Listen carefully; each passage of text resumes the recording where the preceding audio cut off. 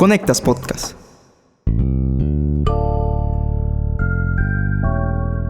Los sicarios en moto, los secuestros, los descuartizamientos, incluso los funcionarios del Estado comprados por narcotraficantes, son fenómenos que se han vuelto paisaje en muchos países de América Latina, pero ahora afectan incluso a algunos que se habían convertido en oasis de tranquilidad en la región. Costa Rica, Chile y Uruguay ya sufren el impacto del crimen organizado con su secuela de violencia e inseguridad. Esta semana en Tenemos que hablar, la violencia y el crimen llegan al paraíso. Hola, soy Mauricio Sáenz y les doy la bienvenida a un nuevo episodio de este podcast semanal en el que abordamos diversos temas de América Latina porque tenemos que hablar. Conectas Podcast presenta Tenemos que hablar. El análisis semanal para comprender la actualidad de América Latina, Realizado por la mesa editorial de Conectas, la plataforma periodística con miembros en 19 países de la región.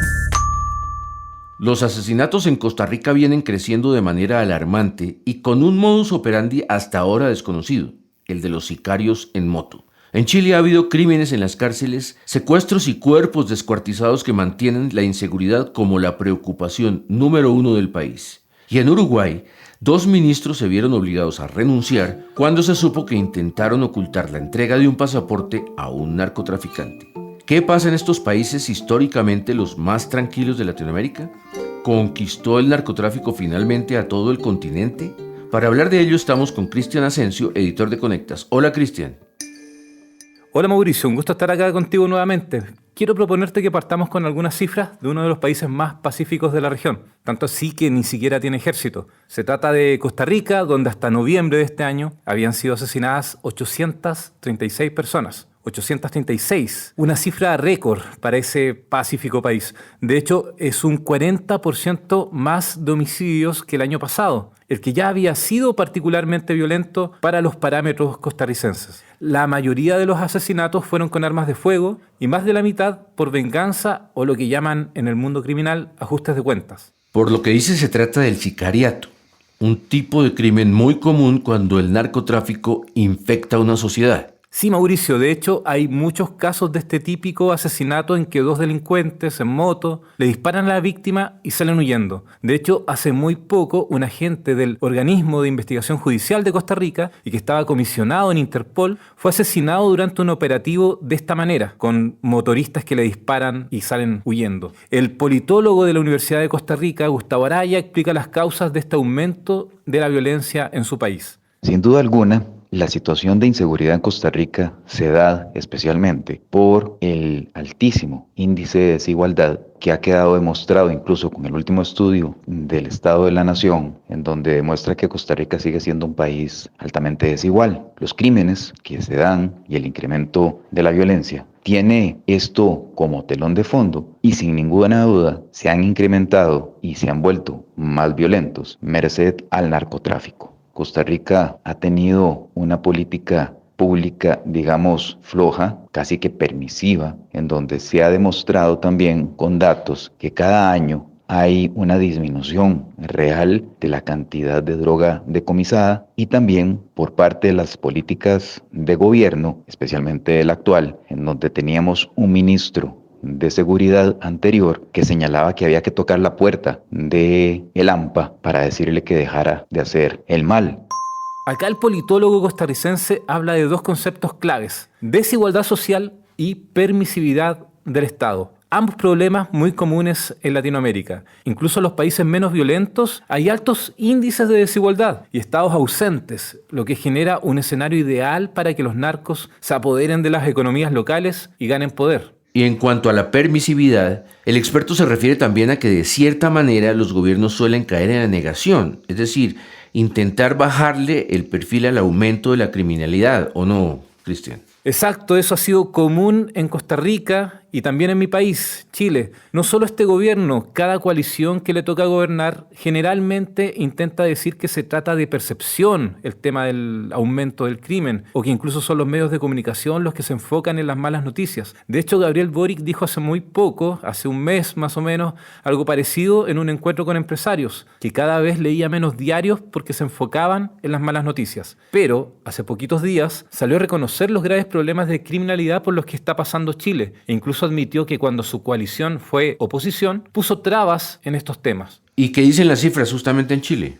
Que aunque no hay un aumento de los delitos en general, sí los hay de los más violentos, justamente de los que involucran al crimen organizado. Por ejemplo, los homicidios subieron de 845 el año 2018 a 1.322 el año 2022. Casi 500 homicidios más. En los últimos meses, casos de secuestros y sicariatos, que están muy vinculados al crimen organizado, han tenido obviamente un alto impacto en la sociedad. En uno de ellos, en noviembre de este año, un hombre que esperaba a un familiar que salía de la cárcel fue quemado dentro de su vehículo en Santiago. Este tipo de delitos es muy de estilo narco, de bandas organizadas, como dijimos antes. Y Chile justamente ha sido el destino de una de las bandas que más se destaca por su brutalidad. El Tren de Aragua. De hecho, las zonas donde opera el Tren de Aragua y que son además territorios de tránsito de droga, es donde hay mayores tasas de homicidios. Estoy hablando del norte de Chile, que limita con Bolivia y Perú. Quiero detenerme en un punto importante, Cristian. Cuando el narcotráfico penetra, como hemos visto que lo hace en Latinoamérica, no solamente aumenta el crimen organizado, sino que también corrompe al sistema y termina dinamitando la credibilidad de la democracia. Justamente, ya hay casos de carabineros que son considerados la policía menos corrupta de la región, que han sido descubiertos ayudando a narcos. Por ejemplo, en Quillagua, en el norte de Chile,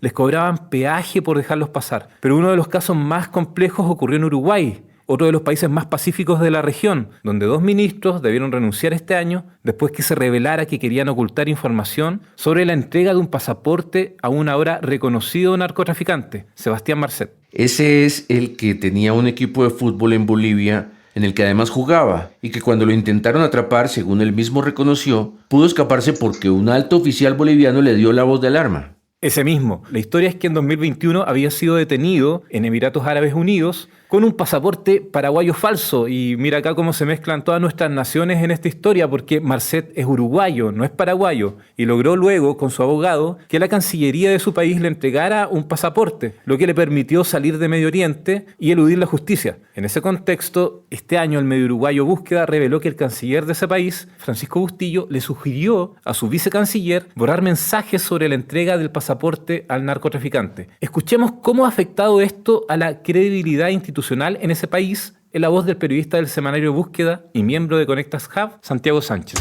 Hola Mauricio y Cristian. En Uruguay lo que hay que comentar es que el caso Marcet visibilizó en la agenda pública esta situación de aumento del narcotráfico en el país.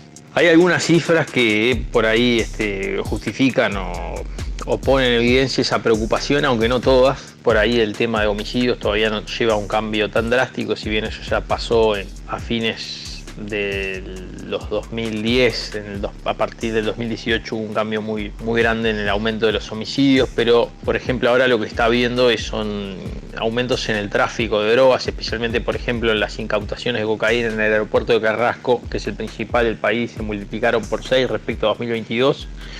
Ese dato lo publicamos acá en el semanario que trabajo, el semanario Búsqueda. Y bueno, también la hidrovía Paraná-Paraguay y el puerto de Montevideo fueron señalados por el presidente colombiano Gustavo Petro como una de las principales rutas de salida de la cocaína hacia Europa. Hay una preocupación mayoritariamente de los uruguayos por este tema. Interesante lo que dice Santiago, y es que de cualquier manera el crimen organizado es una amenaza para la democracia. Así es, acá estamos contando el ejemplo de 3 países que no los teníamos en ese radar de riesgo y que poco a poco empiezan a sufrir los mismos problemas que sus vecinos. ¿Qué los une? Que están en la ruta del narco. Chile es puerto de salida para la cocaína desde Bolivia, Uruguay es un puerto para el embarque hacia Europa y Costa Rica está en medio de la ruta hacia el mercado norteamericano. Eso nos recuerda inevitablemente el caso ecuatoriano, que por lo demás también era uno de los países más tranquilos de la región.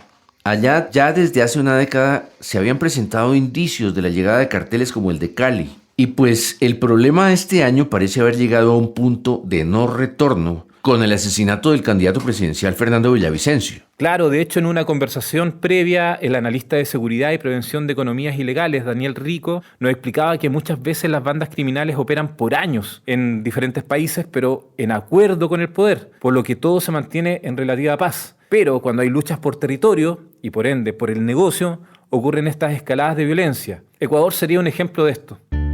Por eso tenemos hoy a Lina Manrique, periodista del Hub de Conectas, y que justamente ha escrito sobre la influencia del narcotráfico en ese país, para que nos cuente cuál es la situación de Ecuador ahora. Hola, Lina. Hola, Mauricio. Hola, Cristian. Ecuador podría cerrar el año 2023 con 7.795 asesinatos según cifras del Ministerio del Interior y la Policía. A todas luces es una cifra horrenda y sin precedentes, considerando que en mi país en los últimos 13 años no habíamos tenido una tasa de homicidios mayor a 35 por cada 100.000 habitantes. La zona que incluye a Guayaquil y la zona que abarca Esmeraldas en la frontera norte son el foco de la violencia. Guayaquil es un cálido puerto que hasta hace poco tenía una vibrante vida nocturna. Ahora la incertidumbre de morir en un tiroteo, en un sicariato o ser un daño colateral en un atentado con explosivos de los llamados vacunadores ha apagado la noche. La gente se guarda muy temprano porque es la única manera de protegerse, ya que el Estado poco pudo hacer en los 2 últimos años para contener esta tragedia con todas sus ramificaciones y todos sus efectos como la migración. Sin duda y más aún después del asesinato del candidato presidencial Fernando Villavicencio, la inseguridad fue la primera demanda de la gente para el nuevo gobierno de Daniel Noboa. Él asumió el poder el 23 de noviembre y hasta el 25 ya teníamos 7.060 asesinatos.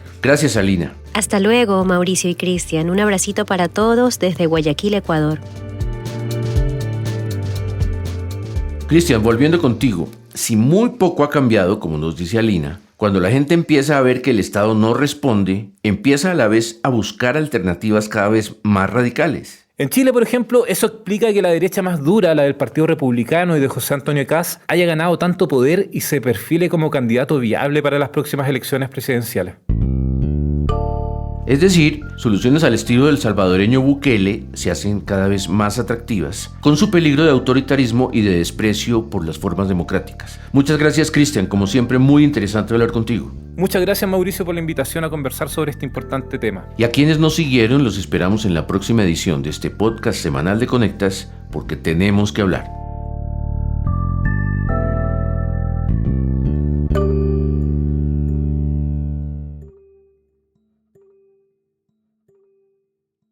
www.conectas.org. Escúchanos cada semana en Spotify, YouTube, Apple y Google Podcasts. Activa las notificaciones y déjanos tus comentarios porque en Latinoamérica tenemos que hablar.